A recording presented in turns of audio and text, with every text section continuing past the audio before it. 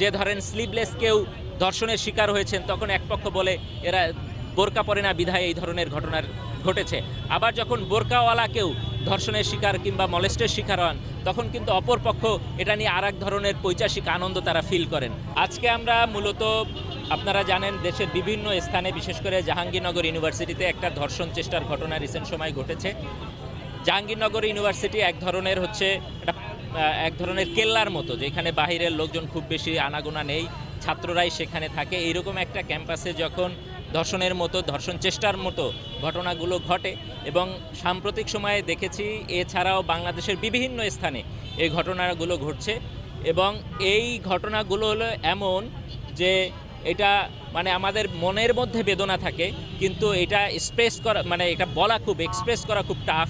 কারণ আমার বোন, আমার আত্মীয় স্বজন, আমার সহযোদ্ধা, আমার সহপাঠী, তারাই এটা দ্বারা ভিকটিম হন।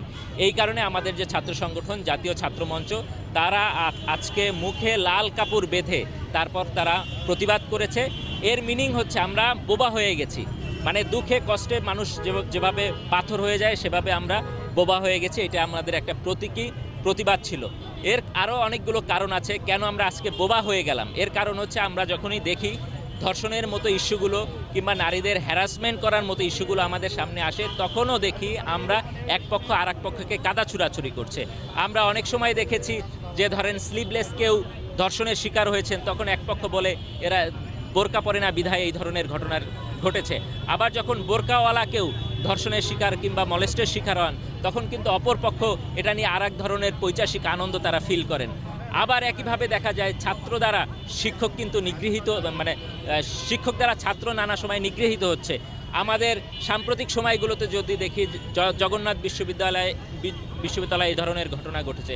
সর্বশেষে এখানে আমাদের ঢাকা ইউনিভার্সিটিতে কিন্তু মমর একটা ঘটনা ঘটেছে, তিনি আত্মহত্যা করেছেন। এর সাথেও কিন্তু একটা নানা ধরনের কি বলা যায়, শিক্ষক ছাত্রর যে সম্পর্ক থাকা দরকার, তার মাত্রাতিরিক্ত সম্পর্কের প্রেক্ষিতে কিন্তু এই ধরনের জটিলতাগুলো ঘটেছে।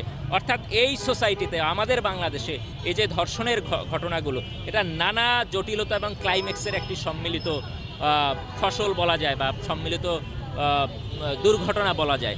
এই জন্য এখানে কেউ আসলে ওই অর্থে দায় নেয় না। এবং আমাদের যেই বিচারিক প্রক্রিয়া আছে, সেখানেও যে সমস্যাটা আছে, বিচারের মার প্যাচের মধ্য দিয়ে, আইনের ফাঁক ফোকর দিয়ে এখানে অনেকের রায় হওয়ার পরেও তারা এগুলো আপিল করে, বিভিন্ন নেগোসিয়েশন করে তারপর এখান থেকে বের হয়ে যায়।